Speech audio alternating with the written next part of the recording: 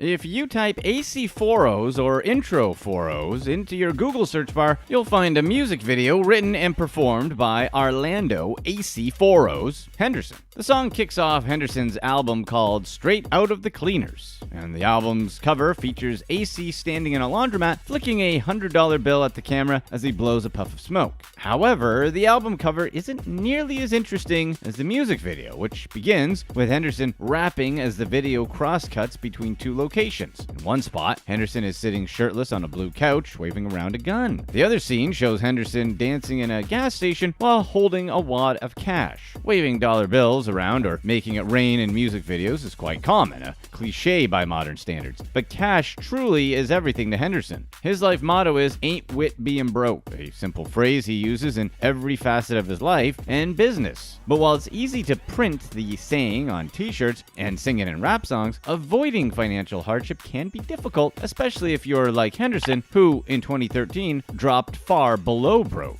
In 2013, Henderson filed for Chapter 13 bankruptcy, owing over $26,000 to various creditors. In July, Henderson agreed to pay them $447 per month for 60 months. However, in August, the administrators filed a motion in court to dismiss Henderson's case. Their reason? AC4Os neglected to attend a 341 meeting between him and his creditors. A 341 meeting is like an interrogation of the person in debt. It's a chance for the creditors to question them under oath about their assets and liabilities. He also failed to show up for his debtor education class, a program that helps people with poor money management skills learn how to avoid debt, which was a part of the terms he supposedly agreed to in court. Henderson was horrible with money and clearly could not be trusted. It only seems fitting that he'd eventually get a job at the bank. As you can probably guess, that bank was Wells Fargo. Henderson began working at their Charlotte location as a vault runner. To put it bluntly, the man who went bankrupt 6 years ago received the literal key to a vault filled with millions of dollars. Henderson started his new job in April of 2019. In their indictment, investigators believe Henderson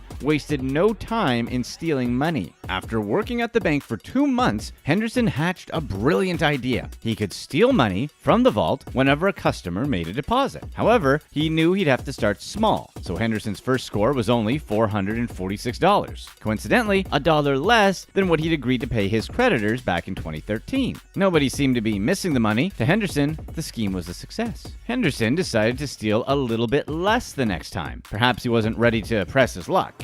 Not just yet. His second swipe amounted to $200. A few days later, Henderson strolled back into the vault and stole another $411. You would think that someone would notice if $1,000 went missing. Apparently, nobody did. Henderson knew the bank would eventually catch on. He was smart enough to come up with ways to cover his tracks, but dumb enough to think they'd work. He created false deposit documents and even went as far as to destroy real documents filled out by customers. If there was no paper trail of the deposit, how could anyone prove the money was there to begin with? Henderson's clever cover-ups worked at first, as no one seemed to notice. To launder the stolen cash, Henderson deposited the money in a nearby ATM. Seeing the money falling into his bank account must have looked good, because the next day, on June 21st, Henderson came into work and scraped another $850 from a customer's account.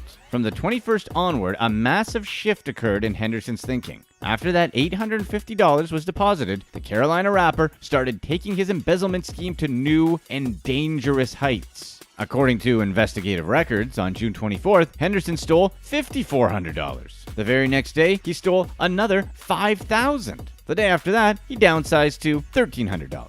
After the 26th, Henderson took a 5-day hiatus from ripping off Wells Fargo customers. He probably felt like he deserved a vacation. However, the hiatus only served as a consolidation period. Henderson was already riding down a slippery slope, which felt more like a high, if anything. He continued to steal cash from the vaults, this time in far larger amounts. Henderson's increasing payload played out like a 3-act play. He began slowly with the first $400, taking baby steps until he was stealing a few thousand here and there. By the show's climax, Henderson had stolen over $13,000 in one day before ending on one last $3,000 score, his final farewell. The grand total added up to $88,000. So, what did Henderson do with the money he stole? As mentioned before, he put some in his bank account. The deposited money, specifically $20,000, was used to put a down payment on a brand new shiny white Mercedes-Benz. Besides the car, Henderson kept most of the cash in his home, prompting one of his friends to comment on how strange it was that he kept it lying around.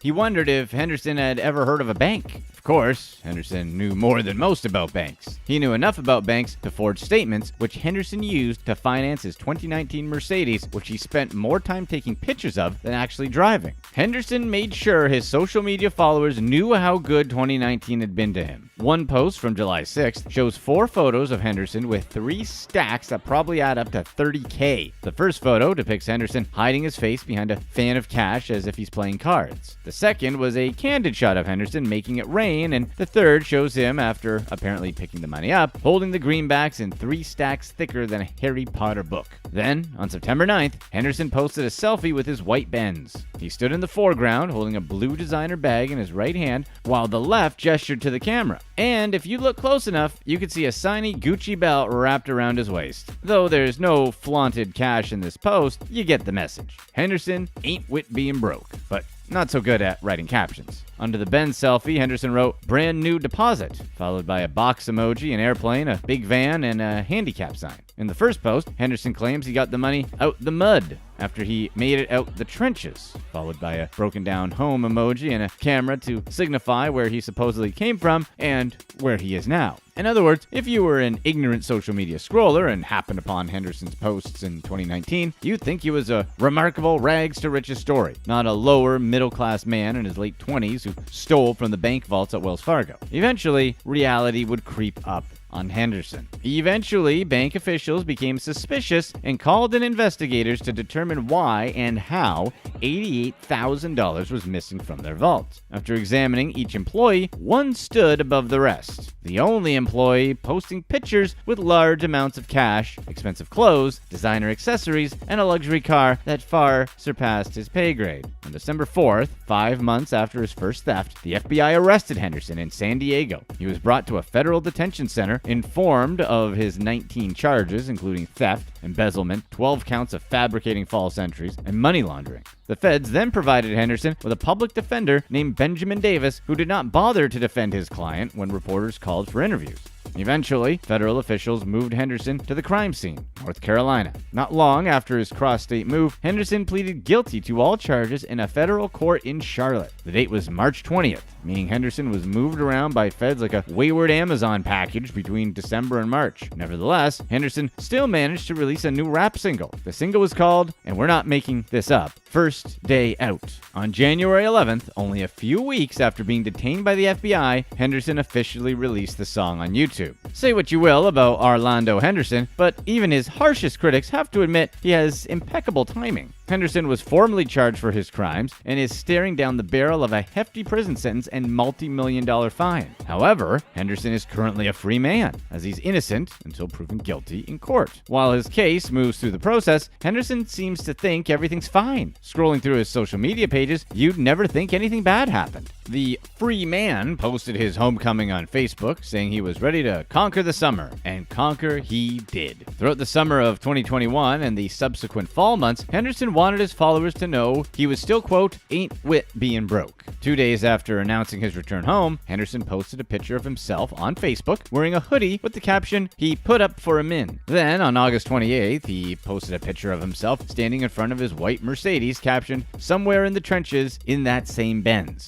implying he still owns the Mercedes he bought back in 2019. It seems very odd that Henderson was able to keep the Mercedes after financing the vehicle with a falsified loan application. There is a possibility the photo Henderson posted was taken in 2019, and he added the caption to mislead people into thinking he kept the car, leaving his actual living circumstances in a shroud of fake hustle game mystery. We may never know what Henderson is really up to, but perhaps we can try to understand why. Ain't wit being broke is much more than a phrase to Henderson. It's a mindset. He lives and dies by the mantra, ain't wit being broke. He named his own record label after the motto and printed the logo on his t-shirts. However, ain't wit being broke doesn't mean Henderson avoids being broke. No, it means he avoids looking broke, as evidenced by Henderson's social media posts and the brutal reality printed on court and state documents. Ain't wit being broke is more like an exposed nerve or a real-life Achilles heel. When struck, It reveals its owner's most profound insecurities. Henderson will eventually face the music once the state is satisfied with the case against him. Until then, he remains innocent until proven guilty. What are some of the crime rings who aren't very good at crime? Let's get right into it. Number 6. Rugby Big Brains.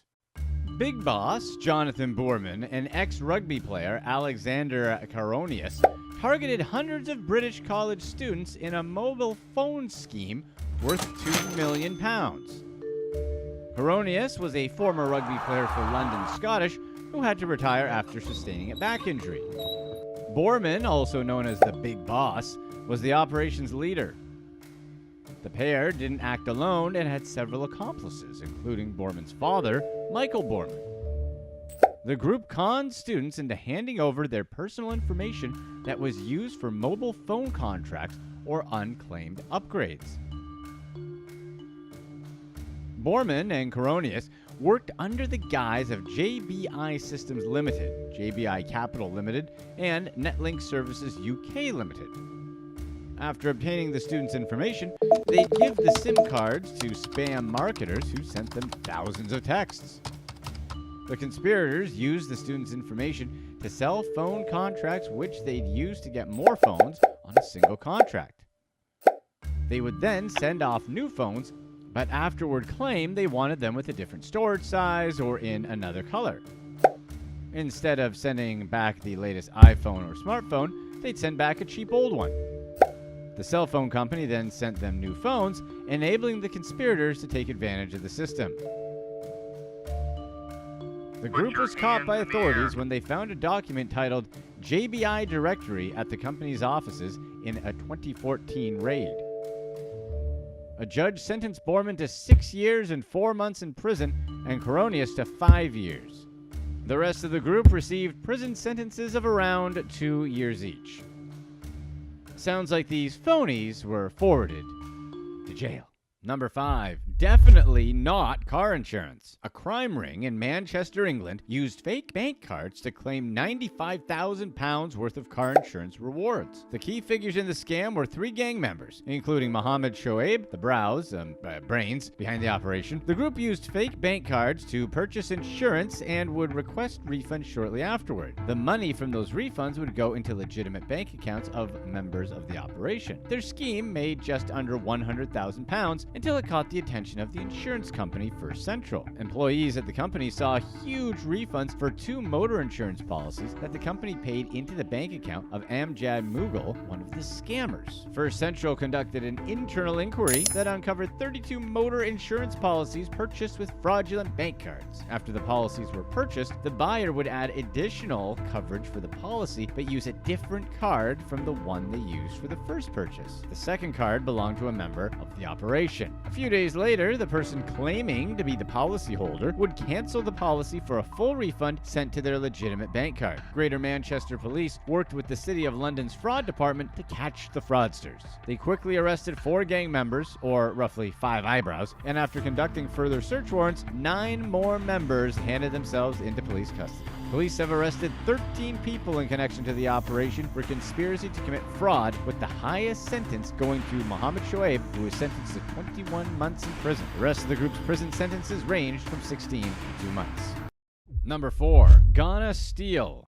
Fred Asante, a Ghanaian citizen based in the United States, played a crucial role in the enterprise, a criminal operation that conducted several fraudulent operations. The enterprise had several ways of getting money from its victims. With the help of Asante, they ran a business scam where he set up legitimate-seeming companies. Those companies were just a front to defraud American individuals and businesses to receive and later launder millions of dollars. The enterprise applied for the Economic Injury Disaster Loan Program that the United States Small Business Administration implemented to relieve businesses struggling during the COVID-19 pandemic. They put legitimate company names on the forms, but their paperwork was fraudulent.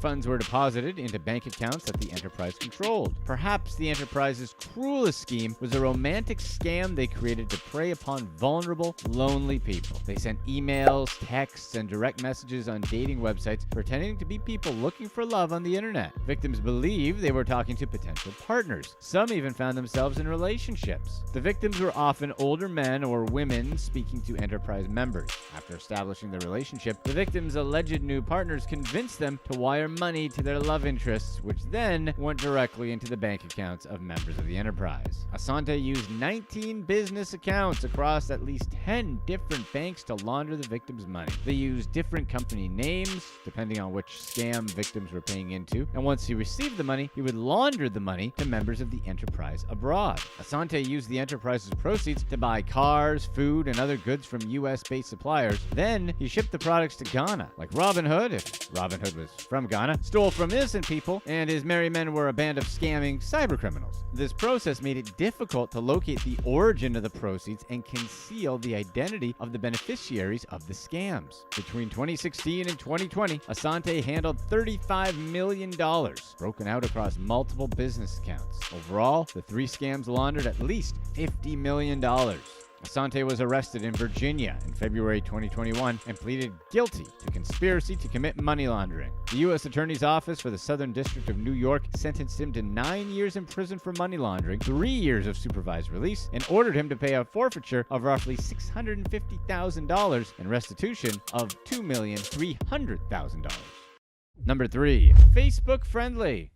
A fraudster based in Atlanta was identified through a Facebook selfie after she stole hundreds of thousands of dollars from multiple banks. Tanya Monique Peel visited bank after bank where she withdrew thousands of dollars at a time. Police believe that she was a part of a sophisticated group of scammers, and she stole the identity of at least one person, a Charles Schwab client named Terrence Fowler. Peel had Fowler's information, including a cell phone number, so she could verify the transfer after Charles Schwab called Fowler to confirm the purchases. She ensured that the victim's calls were forwarded to an untraceable cell phone so the fraudsters could quickly tell the Charles Schwab representatives that they authorized the transfer. Peel set up a phony business account in an Atlanta branch of JP Morgan Chase where she transferred $123,000 that she'd stolen through identity theft. She moved after another $52,000 to a Wells Fargo branch in California. Immediately after the transfers, she withdrew all the money from the account. However, Tanya wasn't as slick as she thought she was. She actually used her real name in the account, making it easy for police to find her on Facebook. Her selfies matched the images of the woman in the surveillance video. Tanya Peel turned herself into authorities after Atlanta police identified her. They charged her with felony theft by taking too many dumb selfies. Number 2. Tax return fraud. From 2015 to 2018, at least 9 cybercriminals banded together to conduct a sophisticated tax fraud scheme that cost companies millions of dollars. The group took to the dark web to buy computer server credentials for tax preparation and certified public accounting firms. Once they had the server credentials, they could access the tax returns of thousands of clients from those CPA and tax firms. The tax returns gave them access to clients' personal information, such as their full names, social security numbers, dates of birth, and financial records. The group then created and operated multiple fraudulent tax preparation businesses in South Florida. The companies filed false tax returns that the group then put into bank accounts or onto debit cards that they controlled. They made sure they covered their tracks by opening bank accounts in the names of their fake businesses so that they would receive tax preparer fees, and even registered preparer tax identification numbers with the IRS. They ran at least 6 fake organizations. To avoid drawing too much attention to themselves, the group used pseudonyms and opened business entities and bank accounts in the conspirators' names. They also had multiple different email addresses.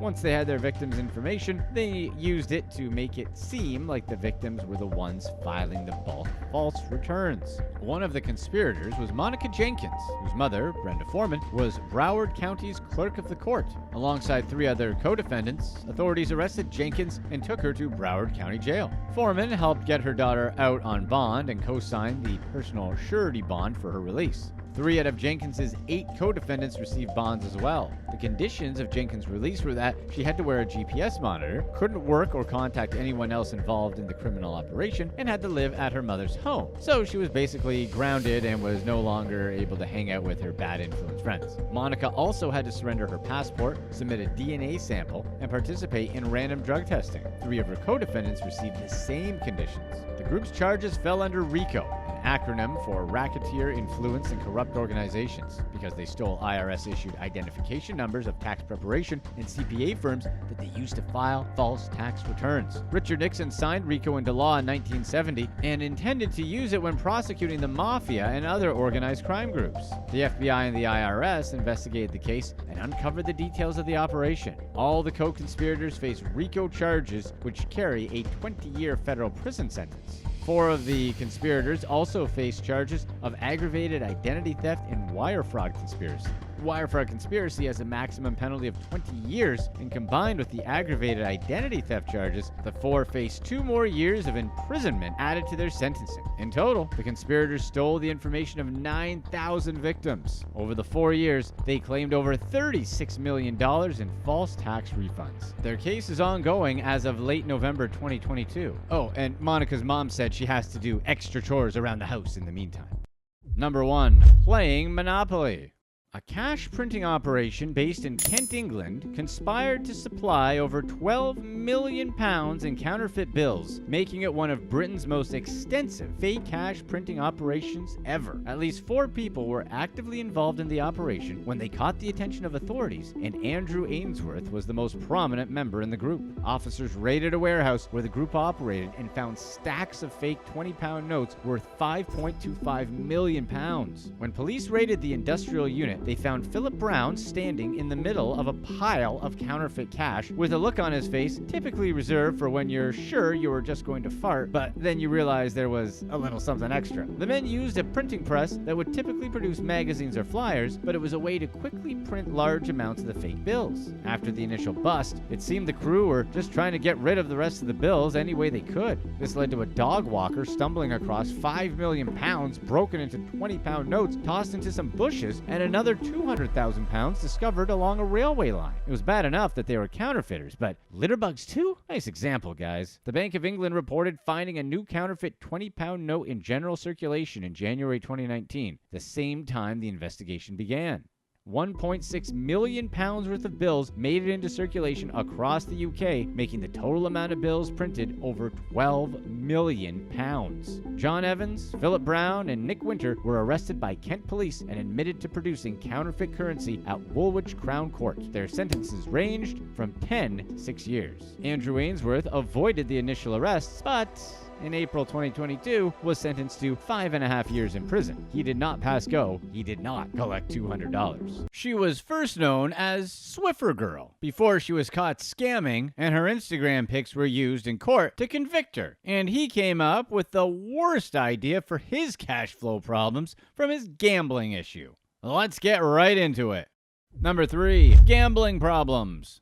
Famous sports talk show host Craig Carton was disgraced when police arrested him for committing fraud when he convinced people to hand over millions of dollars for a supposed investment opportunity.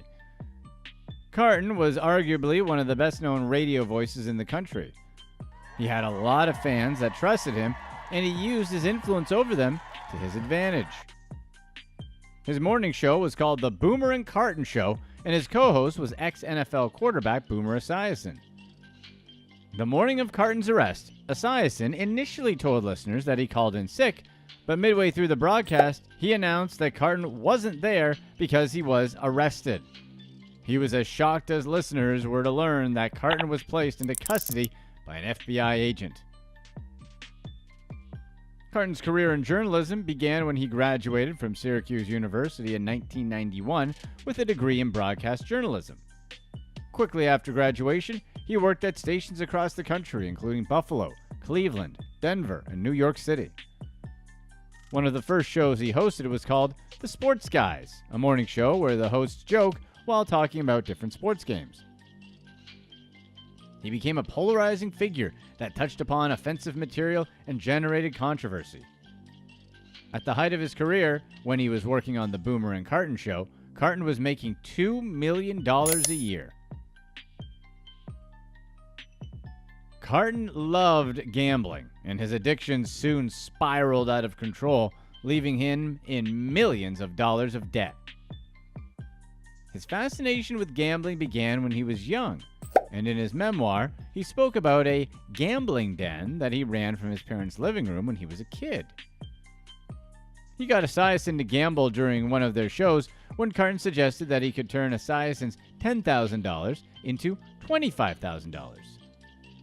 Esiason agreed to the bet, and Craig returned with $80,000 instead of the $25,000 he originally promised. The bet with Esiason was a small amount of money compared to the amount of debt that Craig incurred. Blackjack was his obsession. He borrowed $30 million from multiple sources to fund his addiction.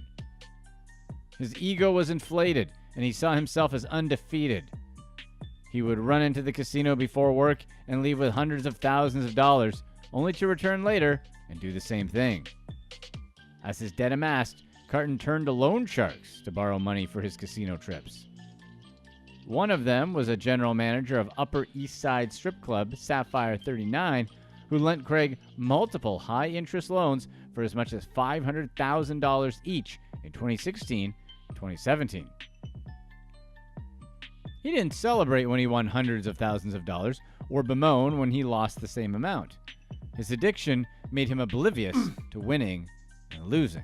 Carton's scheme was to resell tickets to events to investors. He ran the business with Michael Wright and a third unnamed man. They solicited millions of dollars from investors. A hedge fund firm gave Carton more than $5 million throughout 2016 and thought the money would be invested into tickets for Barbra Streisand and Metallica concerts. He fabricated emails and contracts to gain investors' trust. One of his emails was written to look like it was from Fred Mangione, who was the chief of staff of Brooklyn Sports and Entertainment, which is the company that owns the Barclays Center. Carton had zero of the connections he pretended to have in the industry, and it was only a matter of time before he was caught. In the early morning of September 6, 2017, Carton was on his way to host his morning radio show when he was approached by an FBI agent and taken into custody. He was sentenced to 3.5 years in prison, followed by 3 years probation. He was charged with securities fraud, wire fraud, and conspiracy to commit those offenses. However, Carton told a different story and claimed to be the victim of David Molnar and Joseph Melly. Molnar is managing director of Screen Capital International, and he's also known for being Katie Couric's brother-in-law. He was accused of being deeply involved with Joseph Melly, a convicted fraudster sentenced to 6.5 years in prison for committing a $100 million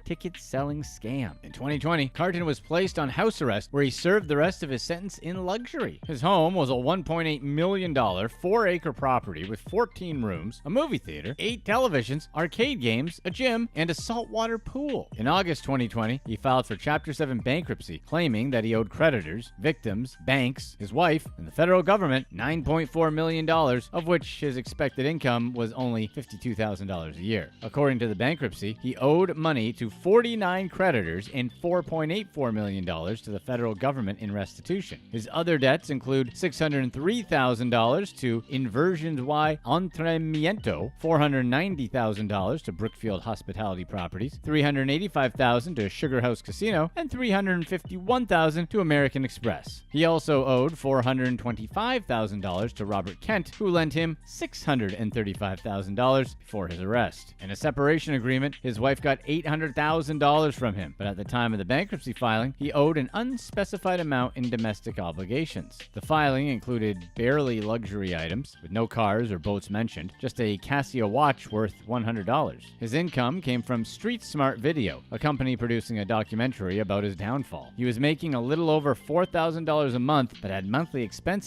of $35,932. Those expenses included $5,000 in childcare and education for his 4 children, $15,000 in alimony, maintenance and support, $7,800 in house expenses, and $650 in restitution payments. He revived his career in 2021, but in March of that year, an attorney wrote a letter and entered into the court record that Carton hasn't made a single restitution payment.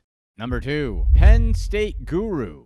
Brian Sapp is a Penn State alum who conned his victims out of $1.8 million with lie after lie. He ran a real estate scam where he was supposed to take money from investors to flip distressed properties. However, Sapp never flipped a single house. His college friends weren't surprised that he was the mastermind behind this entire operation. During his days at Penn State, he was kicked out of the architecture program due to his low grades. He handled failure very poorly, letting it destroy his self-confidence and making him want to create an illusion of success. Sapp told his friends and their families that he had contacts to help him find distressed properties in the Washington, D.C. area at low costs. Later, investors learned that he had never flipped a single property, although he bragged to his friends about how well his business venture was going and that he was crushing the real estate market. Some of his victims had to pay taxes on their made-up profits, and when they did so, he convinced them that they should reinvest. In fact, Sapp encouraged many people to reinvest while also encouraging them to talk to friends, families, and even co-workers to invest in his scam. Sapp's operation wasn't the cleverly organized business venture that he advertised. At the beginning of his scheme, he stole the name of the Alexandria home builder he worked for as a construction manager in 2012. He signed fake documents in the builder's name to legitimize himself, and throughout his scam, he used hundreds of sellers' and buyers' signatures that he had stolen. He set up Novus Properties, where he claimed to have identified distressed single-family homes in the District of Columbia, Maryland, and Virginia. He would then purchase the properties and resell them to guaranteed buyers. All that he needed from investors were funds to finance the property flips. Sapp fabricated documents to make victims feel safe by handing them money. He always bragged about his made-up success in the industry without ever closing a deal. The cracks in his scam showed themselves quickly when he used the money from newer victims to pay off older victims. His only on-the-job training came from the self-help books he read when he would engage in self-affirmations but not use any of the skills he read about to turn his business into a legitimate one.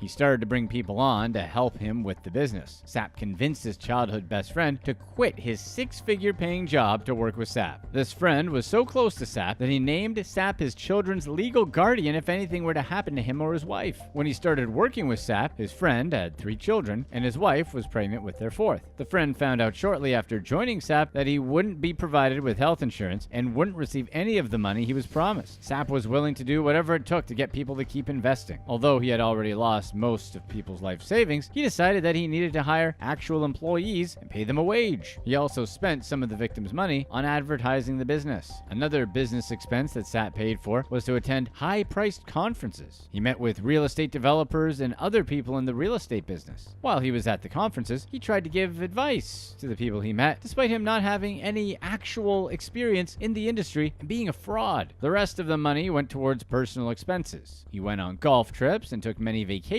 but one of his most notable purchases was a Mercedes van. He used the $80,000 van for tailgating in State College, PA, and outfitted it with satellite TV antennas and flat-screen TVs. He filled the van with beverage service stations, grilling equipment, and other amenities so he could host elaborate tailgating parties. Many of the people that attended the parties and enjoyed his elaborate van were his victims, who had no idea that they were the ones that ultimately funded it. The victims that attended his parties later testified about the over-the-top vehicle. When one of his victims finally went to authorities, Sapp knew his con was over. He claimed that he didn't have the money for a defense attorney, and his parents went into debt paying for one for him. Sapp thoroughly explained his scam to the FBI and prosecutors and shared thousands of falsified documents with them. In March 2019, he was sentenced to 9 years in prison for operating a Ponzi scheme. The scheme made $9 million, and he defrauded $1.8 million from over 20 victims. Number 1. Natural-born scammer. Danielle Miller was a Manhattan native and former Pepperdine University student charged with identity theft and wire fraud. Miller used stolen identities to apply for multiple loans, targeting pandemic relief funds from the federal government. She had a large Instagram following, and her photos were used by prosecutors as court documents. The pictures she posted included ones where she wore expensive clothes from Chanel, Gucci, or Prada. She documented booking seats on private jets and dining at the Beverly Hills Hotel and shared videos of herself driving a Rolls-Royce convertible. Miller is the daughter of wealthy parents and graduated from the prestigious Horace Mann School, a private preparatory school in New York. She grew up only a few blocks from Bergdorf Goodman, a luxury department store on Fifth Avenue in Midtown Manhattan. In 2004, when she was in 8th grade, Miller became known as the Swiffer Girl. She was dared by a boy online to prove that she wasn't a prude. Miller accepted the challenge and recorded herself in 3 sexually explicit videos that featured the household sweeper. She claimed that being the Swiffer Girl made her popular and that everyone wanted to be around Swiffer Girl. Her friends remembered the story differently and were used to her frequent lies during those years. She hired a fake Rod Stewart to perform at her Sweet 16 and tried to pass him off as the real singer. A friend also claimed that she told them that her dad owned their building. Miller used to deny lying, but now she admits that it was something she often did when she was younger. Miller always loved being the center of attention and used social media to stay in the public eye. She started a TikTok account while she awaited trial, ignoring her probation officer's advice to delete all of her social media. She loved to show off her lavish lifestyle and owned many designer items. When federal agents searched her home, they found a Rolex, a Dior blouse and shoes, a Louis Vuitton bag, and Rimowa luggage. In 2016, she was featured in the Model on a Mission magazine, where she was called a philanthropist and entrepreneur. The article listed her charitable work, claiming that she co-founded a charitable organization, Fashion Forward, which raised funds for orphaned children in Botswana. It was used to tell the world about the online boutique she launched, where she planned to donate 5% of her closet profits to different charities every 3 months. While the article made her seem selfless and focused on the needs of others, it's most likely a post that was paid for by her. Who are some of the worst people at stealing? Let's get right into the criminals who should not do crime as their full-time job. Number 6. Just pretending. A woman pretended to be homeless while she panhandled at busy street corners around Richmond, Virginia. Micah Lee Dominguez was begging at an intersection when she was approached by 2 men who questioned her homeless status. The men followed her to a McDonald's parking lot where her car was parked. They confronted her for faking being homeless and filmed the entire encounter. In the 4-minute video, they asked her how she afforded her car, a black 2014 Fiat. She tried to get McDonald's employees to help her, but she only distracted them from their work. She told the men that she never claimed to be homeless. Instead, she was disabled.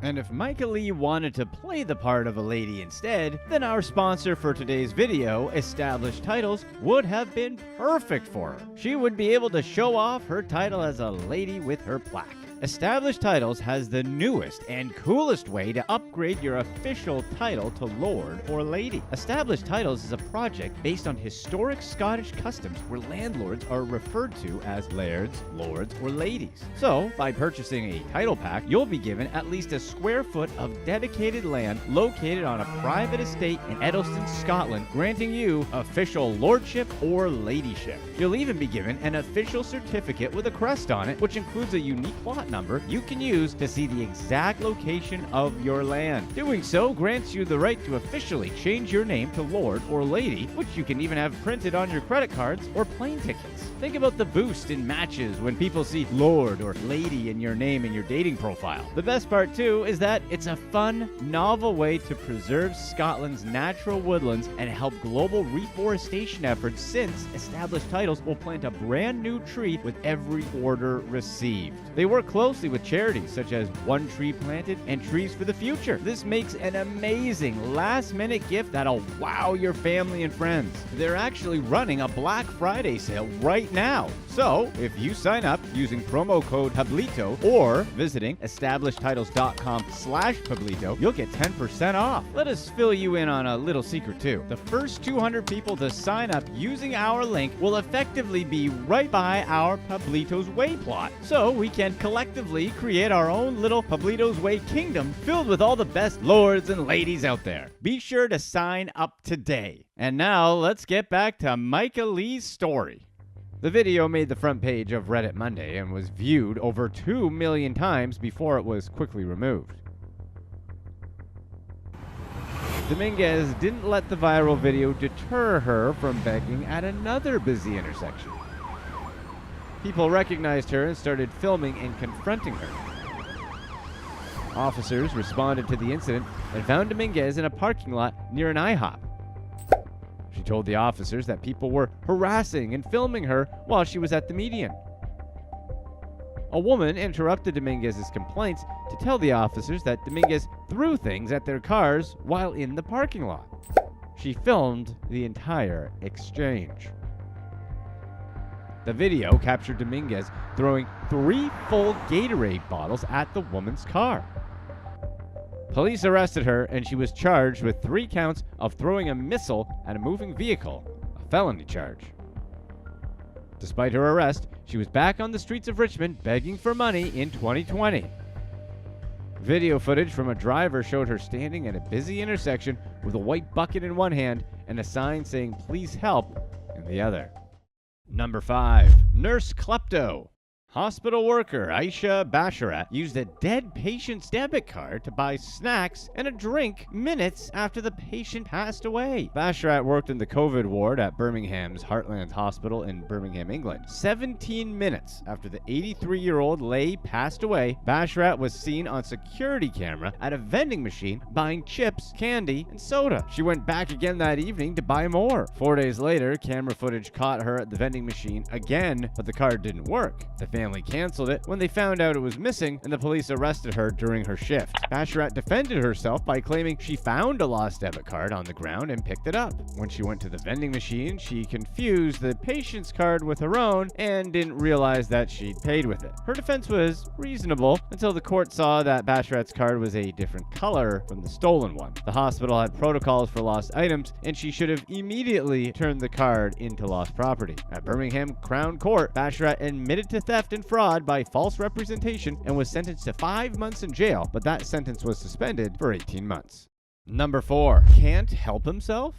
In 2022, a man in Washington used a fake $100 bill to pay for his drink at a child's lemonade stand. 11-year-old Jeremy set up his lemonade stand using his allowance and worked beneath the hot summer sun to make some extra spending money. A man visited the stand and ordered a drink, but only had a $100 bill. He asked for $85 in exact change, which was all the money that Jeremy had. The man must have spent $15 for a glass of lemonade, a big profit for Jeremy's business. Jeremy's happiness was short-lived when he went to a local gas station and tried to use the $100 bill, only to be told that it was fake. Authorities were very upset on Jeremy's behalf, and the Everett Police Department posted a video on Facebook asking the public to help identify the thief. The community was outraged over the crime, and neighbors set up a GoFundMe page to help him recover his lost money. They advocated for the hardworking boy who also mowed neighbors' yards and shoveled snow when he wasn't busy running his lemonade stand. The GoFundMe's original goal was $250, so he would also have some extra cash for his business. Within hours of it being posted, there were $24,000 in donations on the site. Number 3. Cloning fun.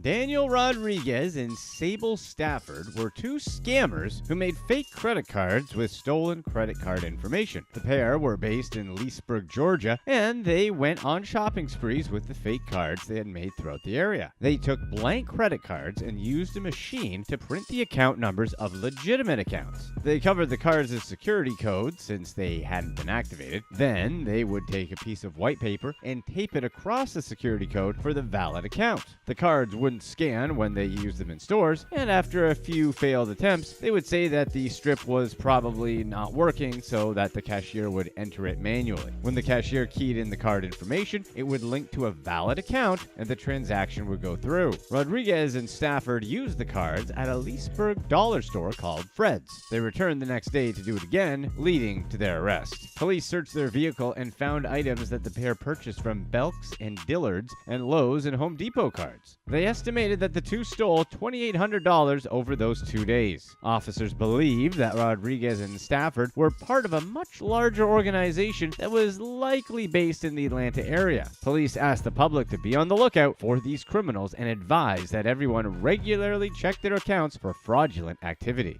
Number 2. Fake homeless dude. Gary Thompson pretended to be mentally disabled to receive Medicaid benefits while panhandling outside of local stores and gas stations. The Kentucky man made around $100,000 annually by panhandling, on top of the $81,831 he received in Medicaid benefits. Between 2009 and 2013, he claimed to receive supplemental security income benefits of $24,884. Completely misrepresenting his earnings. He faked being handicapped by contorting his face and slurring his speech. He held one hand close to his body, positioning it in a way that made it look like he couldn't use it much. He aggressively panhandled at a local shopping center where he was often seen in a wheelchair that he didn't need. In 2013, he was arrested and pleaded guilty to 2 counts of theft for taking money from shoppers while pretending to be handicapped. He was already serving a 14-month sentence for passing a bad check and 7 months for assaulting a corrections employee. He was sentenced to an additional 42 months. Soon after he was released from prison, he was seen panhandling around Louisville at fast food restaurants and convenience stores. He bragged to reporters about how he made an average of $100,000 just from panhandling. He also claimed that there was a time that he was a millionaire when he received $2.5 million after being injured in a motorcycle accident in 1993. He vowed he'd stop pretending to be disabled if people gave him money when he asked for it. John Bull, a reporter for Wave, wore a hidden camera to talk to Thompson, who told him that he fell out of his wheelchair that day and needed bus fare to get home. He said he was hit by a truck. Bull asked him his name, to which he answered that he was Gary Davis. He pointed out that Thompson's speech seemed miraculously better while Thompson threatened to break the camera. On another occasion, Bull went undercover again and walked by Thompson while he was begging for money at a gas station. Bull confronted him for deceiving people into giving him money. This time, Thompson said he had multiple personalities, which was why he seemed different from the last time the pair spoke. He asserted that he never faked his condition, despite pleading guilty when he was arrested a few years ago. He claimed he was physically and mentally disabled, with his left side completely paralyzed. Their conversation ended with Thompson saying that he planned on getting his life together and finding a job, but emphasized that he never lied. He was homeless and had nothing. Well, Thompson didn't get his life together like he told Bull. He spent most of 2022 in jail after a violent confrontation. Police charged him with 2 counts of assault that started after an argument about $65 he lost earlier that day and cigarettes that reminded him of an 8-ball of cocaine. There were 2 victims. Thompson punched the first victim before climbing out of his wheelchair to stab them. He stabbed the second victim in the torso, then stabbed himself and proclaimed that he wanted to die. A psychiatric evaluation cleared him to stand trial. In July 2022, he pleaded guilty and was given probation. Then he was back out on the streets of Louisville, where Bull was immediately flooded with complaints about him returning to panhandling and attempting jewelry theft at a mall. Bull disguised himself again. This time, Thompson was mumbling to himself incoherently. He quickly recognized Bull and wanted to know if he had a hidden camera on him, and Bull went away and returned with a cameraman. He shot Bull down when asked if he knew why so many people were complaining about him, saying that he was asking for food and money for food since he was homeless and starving. The exchange ended abruptly when Thompson got out of his wheelchair to rip Bull's microphone from his hand and throw it into the middle of the street. Number 1. Selfie incriminating. 2 thieves stole thousands of dollars, an iPad, and other electronics from victim Randy Schaefer's truck. The incident happened in Houston in January 2015. A week after his possessions were stolen, Schaefer logged onto his iCloud account where he found pictures and a video of the 2 men holding $100 bills and staring into the camera. The thieves, Dorian Gaines and Dylan Thompson, didn't realize that photos taken on the stolen iPad would automatically upload to Schaefer's iCloud account. The pair took pictures and video at a local Burger King where they bragged about the things they'd stolen, with no idea that they'd uploaded evidence of the theft to Schaefer's iCloud account. Gaines uploaded the video to his Facebook account and introduced Thompson as his brother. The theft was part of a successful side hustle that the pair operated. Members of the media quickly linked the video to the robbery, leading to friends pressuring Dorian to delete the video, which he eventually did. Gaines was arrested several times prior. In 2013, he was arrested for marijuana possession, and in 2014, he was arrested for trespassing. His arrest for trespassing happened when he unlawfully entered a woman's car, but the case was dropped. He had a tattoo of the word "brilliant" across his chest. Soon after, a YouTube video called Burger King Ballin' surfaced where the pair waved around stacks of $100 bills and told viewers not to concern themselves with how they got the money. The video went viral, leading to the duo's arrest in January 2015. They were sentenced a few weeks later, but didn't face jail time, despite the evidence making it clear they were guilty. Instead, they were ordered to community supervision for the next 5 years. Part of the sentencing involved routine drug and alcohol testing. Gaines also had to repay Schaefer $9,000 in $175 monthly payments to cover the damages to his vehicle, the cash stolen, the iPad, and anything else that was taken. His payments began in April 2015. Here are a few shoplifters who aren't very good at what they do. Number 10. The business card. Matthew Crowder ran a Facebook page where he posted pictures from what he called raids. These raids were Crowder speak for shoplifting. In his posts, he bragged about pampering his family with the spoils of his conquests. Crowder made it sound like he was slaying dragons for these items when in reality, he was committing petty theft. In 2016, Crowder's poor decision-making came full circle. He walked into another consignment store looking to raid valuable loot. This time, the only treasure that caught his eye was standing behind the counter. The petty thief flirted with the cute cashier. After a moment of conversation, he gave the clerk his business card. Crowder then went back to business as usual and finished his raid. Once the store realized what had happened, they called the police. Thankfully, Crowder did all the work for them. This business-minded burglar left behind a card with his name and address on it. On top of that, he immediately took to Facebook to brag about what he shoplifted. Unfortunately for him, his biggest fans that day were police officers. Officer Dobrik of the Albuquerque Police said it wasn't a surprise because the guys who commit these crimes are usually dumb. He also said to all businesses in the area that if Crowder walks into their store, he's only there to rip them off. Crowder had outstanding warrants for shoplifting in 3 other Albuquerque counties. Number 9. The Magnet Thief.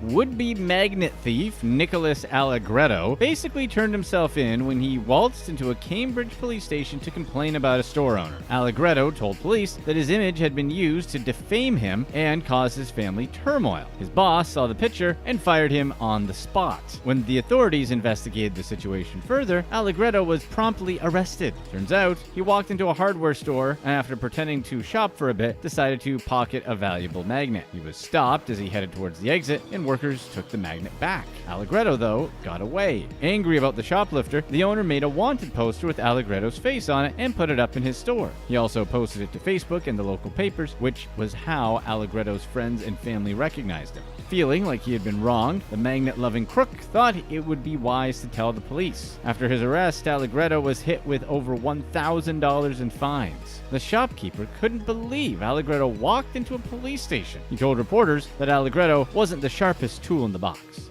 Number 8. Grandma had enough.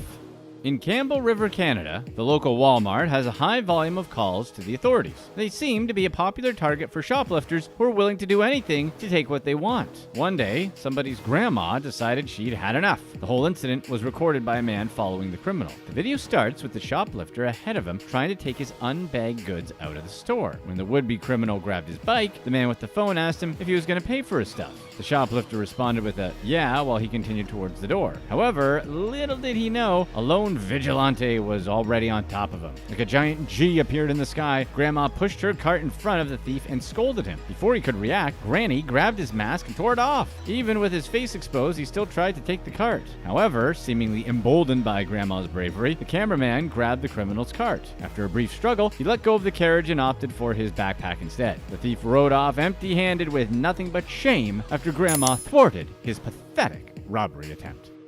Number 7. The Purse.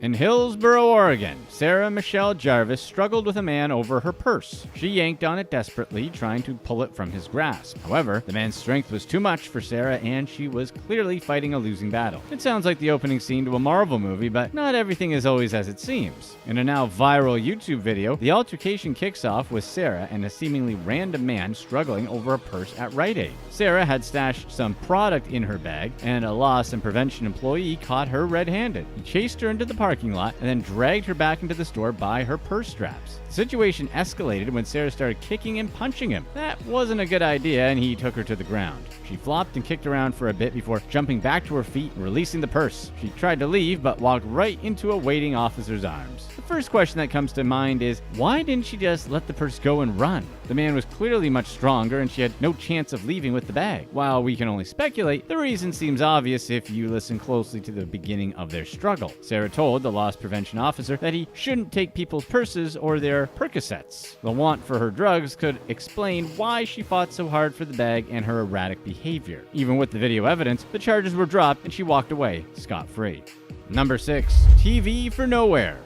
John Ray Lomack is a name steeped in infamy at a Target in downtown Seattle. The homeless man was marked as a prolific shoplifter. He gained this title by hitting the same store over 20 times and getting away with around $6,000 worth of products. In the previous incidents, he even hurt some employees while escaping with his ill-gotten gains. This prompted Target to ban him from the store and instructed employees to call the police if he showed his face. This didn't stop this confident criminal as he walked in again with a mask covering his face. He was still recognized though, and the cops were called as he was obviously scoping out a 70-inch TV. Lomack headed straight for the exit with the oversized TV on his cart, but security met him at the door. They didn't fight with him, but they did grab the TV and stopped him from pulling it outside. What ensued was a struggle straight out of a late-night comedy sketch. Lomack pulled the TV from different angles while the employees steadily pulled it back. He eventually made it outside and after a short rest, dragged his prize down the street. Lomack's victory was short-lived as the employees found 2 cops and pointed them in his direction. When confronted by the officers, the homeless man put up a struggle but was apprehended and taken to jail. Despite an overwhelming record of 18 felony convictions, the judge released Lomack with no consequences.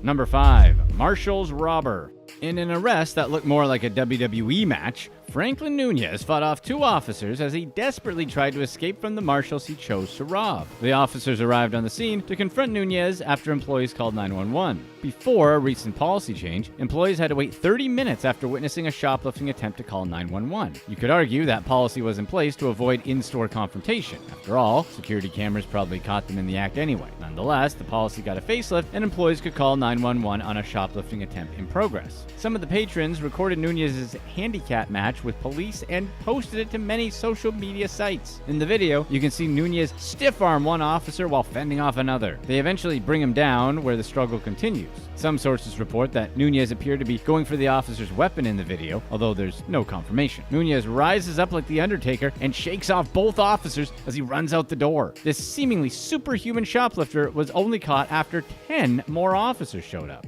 Number 4. New York shoplifting king. Isaac Rodriguez found out how heavy the proverbial crown is after becoming the shoplifting king of New York. Like a reverse Robin Hood, surrounded by concrete and only taking for himself, Rodriguez went on a roll during his spree. He broke New York's record for most retail theft arrests with a whopping 46 and was arrested 57 times total in 2021. Those arrests included several other charges, including some violent ones. However, Rodriguez kept getting thrown back on the street. The police commissioner blamed new bail reform laws for the spike in crime. The items the klepto king chose to steal were the weirdest part. He lifted random things like soap, baby formula, and lingerie. Rodriguez often came to the same store several times in one day. Walgreens alone felt the wrath of the king 37 times in 1 year. How he carried out his crimes was pretty interesting. Rodriguez had no elaborate plan or scheme to fall back on. Instead, he just walked into a store and began filling a bag up. When it was full, the King of Thieves walked on out like he owned the place. The king finally landed in jail when a judge set his bail at $15,000. Good luck stealing and reselling enough body lotion to pay that off. Number 3. Grand Theft Gucci.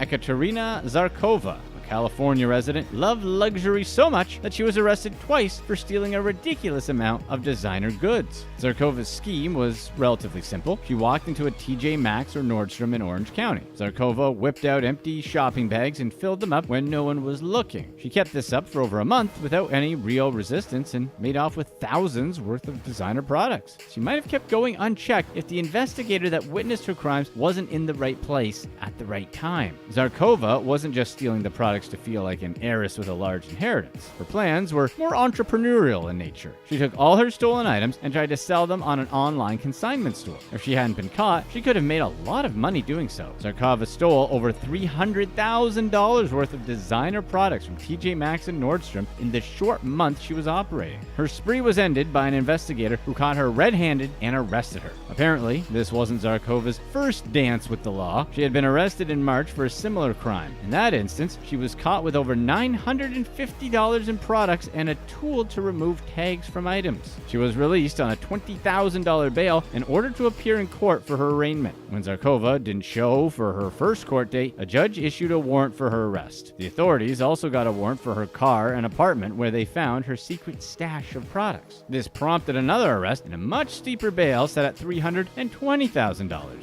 Zarkova was charged with 4 felony counts of grand theft, 7 misdemeanor counts of petty theft, and 1 felony count of receiving stolen property. If convicted on all charges, she could get 9 years in prison. The Orange County District Attorney, Todd Spitzer, seemed fired up by the situation and put out a stern warning to any would-be criminals. He expressed that these crimes were not victimless. If anyone commits these acts under his watch, they will be arrested and prosecuted. Number 2, Integrity Control Officer. NYPD Sergeant Eva Pena must have thought she was above the law. On an average September night in 2019, Pena strolled into a Macy's department store and decided the brand name clothing she wanted was too expensive to pay for. Instead of putting it back on the rack, CCTV footage captured her removing the price tags and stuffing the clothing in her purse. Her haul? 6 different items from Guess and Tommy Hilfiger, totaling $360. Here's the kicker. As a sergeant in the NYPD, Pena made just over $100,000 per year overseeing the Bronx Housing Authority. According to the New York Post, her role involved Integrity Control Officer, and she'd recommend punishments for those beneath her who committed small infractions. She also posed for pictures with Commissioner James O'Neill at a recent police event. Did she really think she was above the law, or did she have some kind of leverage on O'Neill? Leverage enough to warrant petty theft she clearly could have afforded? Loss prevention officers at Macy's caught Pena red-handed on CCTV. They detained her in a security office and called the police. About an hour later, Pena was suspended from her role with the NYPD. The following Friday, Pena drove herself to court in a white Mercedes-Benz with a $1,000 Louis Vuitton in hand. Perhaps flaunting her wealth could actually help her case? If people see how well off she is, maybe they'd question why she'd shoplift in the first place.